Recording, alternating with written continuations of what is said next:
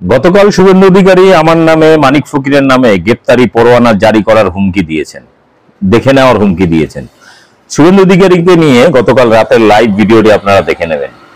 কারণ শুভেন্দু অধিকারী মুর্শিদাবাদকে কেন্দ্র করে বা তথা বাংলা জুড়ে যে সাম্প্রদায়িক হিংসা দাঙ্গা লাগানোর পরিকল্পনা গত কয়েক মাস ধরে করছিল, উগ্র হিন্দুত্বের একটা জিগির তোলার চেষ্টা করছিল, যেটাকে কেন্দ্র করে আজকে ওয়াকাফ বিলের বিরুদ্ধে যেখানে যেখানে আন্দোলন হয়েছে সেখানে বহিরাগত লোকেদের ঢুকিয়ে অশান্তি তৈরি করা, এবং তারপরে পুলিশ এবং বিএসএফ এর ড্রেস পরে আরএসএস এর জঙ্গিরা বিভিন্ন জায়গায় হিন্দু মুসলিম নির্বিশেষে তাদের উপরে হামলা চালিয়েছে। একের পর এক এই তথ্য যখন সামনে আসছে তখন চাপে পড়ে গেছে শুভেন্দু অধিকারী তথা বিজেপি।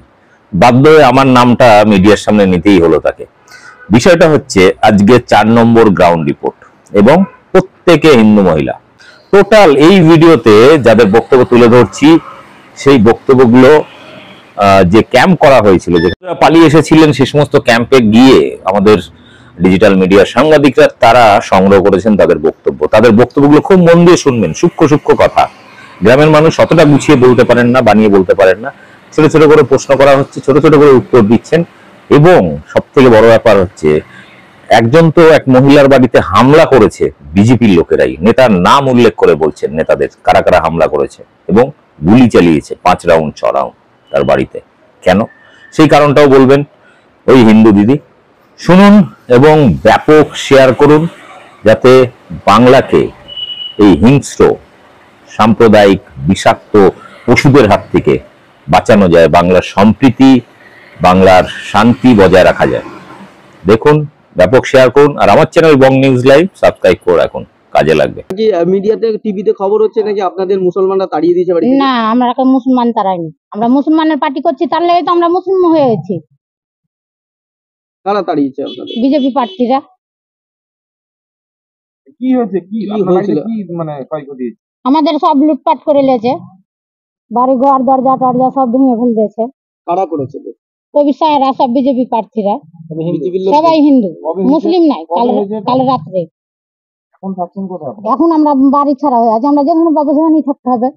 আমরা তো প্রশাসন নিয়ে নেছে বাড়ি থেকে। আচ্ছা, এখন কি করবেন তাহলে? আমরা এখন পার্টির কাছেই চাহাবো, আমাদের কি হবে না হবে সেটা পার্টি বুঝবে। আপনাদের বাড়ি থেকে গুলিও চলেছে? হ্যাঁ, 5টা গুলি চলেছে। এই গুলিটা চালালো কারা? কবির সাহা চালাইছে, আর অশান্ত চালাইছে।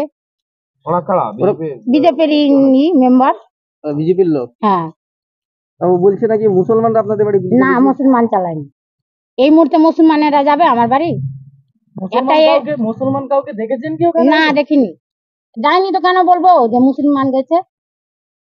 এখন আপনারা কি চাইছেন? আমরা এখন চাইছি যেটা শান্তি হবে সেটা করবে, আমরা পার্টিকে ভেড়ে দেবো। আপনার নাম? আমার নাম দীপিকা দাস। বাড়ি? বাড়ি আলী মোস্তফা। কি হয়েছে একটু যদি বলেন। ওই যে ঝামেলা হয়েছিল, আসছিল বাড়ি থেকে, আমাদের গ্রামের লোক কেউ ছিল না, যে আমার ছেলে লালা কিনতে গেছে, তো ওরাই বাঁচালছে। কারাই বাঁচছে? এই গ্রামের লোক বাঁচালছে। মারতে এসেছিল তাহলে কারা? মারতে এসেছিল বাড়িটা বাইরে থেকে? হ্যাঁ। তাদেরকে চেনেন? না, চিনি না, আমাদের গ্রামের লোকই বাঁচালছে আমার ছেলেকে। আচ্ছা, আপনি আপনার এখানে বিয়ে হয়েছে কত বছর হয়েছে? আমার বিয়ে হওয়ার 30 বছর হয়ে যাবে। 30 বছর কোনোদিন এরকম না, কোনোদিন দেখিনি। শান্তিভাবে আমরা থেকেছি। আমাদের আপনাদের জাতের ভিতরে খাওয়া দাওয়া ঘুমা টুমা সব। না, সব মেল আমাদের, তার ভিতরে এরকম ঘটনা হলো আমরা কিছুই জানি না। এটা কি গ্রামের লোক ঘটিয়েছে না? না, বাইরের সব। বাইরের লোক? হ্যাঁ, গ্রামের লোক একটাও ছিল না। আচ্ছা, গ্রামের লোকই তো আমরাকে বাঁচালছি। শান্তি চাই, শান্তি চাই, সবকে আমরা শান্তি চাই। আচ্ছা, আপনি আপনার বয়স কত? আমার বয়স কতটি হবে এখন? আপনি এই এত যতদিন বেঁচে আছে কোনোদিন এরকম ঘটনা দেখেছেন? না, কোথাও কোনোদিন ঘটনা দেখিনি। আমরাই প্রথম ঘটনা দেখেই আমাদের শুকিয়ে গেলাম, আমরা ভিতর শুকিয়ে গেছে, বললাম শুকিয়ে গেছে। কোনোদিন জীবনে এখানে এই আলোচনা এসে আমরা এই ঘটনা দেখিনি। সবাই আমরা মিলেমিশে চলেছি, সবাইকে নিয়ে চলেছি, সবাইকে নিয়ে আমরা খেলেছি ধুলেছি। এখানকার মুসলিম আর এখানকার এখানে মুসলমান কি সবটি আমাদের ভালো, আমাদের উপকার করেছে, আমাদেরকে তাই থাকতে জায়গা দিয়েছে আমাদেরকে, যে তোমরা এখানে থাকো, তোমরা ভয় করিও না। এখানকার মুসলিমরা? হ্যাঁ, এখানকার মুসলমানরা ভালো, আমাদেরকে থাকতে জায়গা দিয়েছে, আমাদেরকে তাই আমাদেরকে জল খেতে দিয়েছে। আমরা শুকিয়ে যাচ্ছিলাম, আমরা চোখ মুখে কিছু দেখতে না, তাই জল ঢালা, তেল ঢালা আমাদেরকে করেছে, খেতে দিয়েছে। আপনার গ্রামের নাম? আচ্ছা। কি হয়েছে একটু আপনার এলাকায় একটু বলুন। ওই যে মারপিট হচ্ছে, মানে সব দাঙ্গাদাঙ্গি, সব তাড়তে চলে আসছে, মারছে, মারধর করছে। তখনই তো মানে কারা মারধর করছিল? বাহিরকার লোক, এদিককার তো না কেউ, বাইরে থেকে এসছে। কাউকে চিনতে পেরেছিলেন? কাউকে চিনতে পারলে তো হতো কি, চিনার দিবে কি, ওরা মুখে মুখার দিয়ে আসছে না, চিনার দেয়নি কেউ, আচ্ছা। দিয়েও তো ওইভাবে এই তারপরে যখন আপনারা আক্রান্ত হয়, আপনাদের বাড়ির লোকজন আছে, তখন আপনাদের বাঁচাই কারা? বাঁচাই মুসলিমেরা সব, যে মানে ওদিককার লোক এসে বাঁচালো। আপনাদের পাড়ার লোকজন? হ্যাঁ, সব মেলায় সব এসে। কি হয়েছিল কি হঠাৎ করে আপনাদের মাধ্যমে? হঠাৎ করে টালে বাড়ি মারছে, টালের বাইরে দেখবেন ভাঙা আছে, সব ভেঙে রেখেছে, তাও মানে সম্পূর্ণ সব এসে কেন মারছিল? কেন মারছিল, ওদের কোনো ছিল মনে হয়, বাইরে থেকে এসছে। বাইরে থেকে এসছে? বাইরে থেকে না তো দেশের লোক মারবে, দেশের লোক তো আরো বাঁচাচ্ছে, তাহলে দেশের লোক বাঁচাচ্ছে আর বাইরে থেকে আসছে মারতে। এখন আপনারা কি চাইছেন?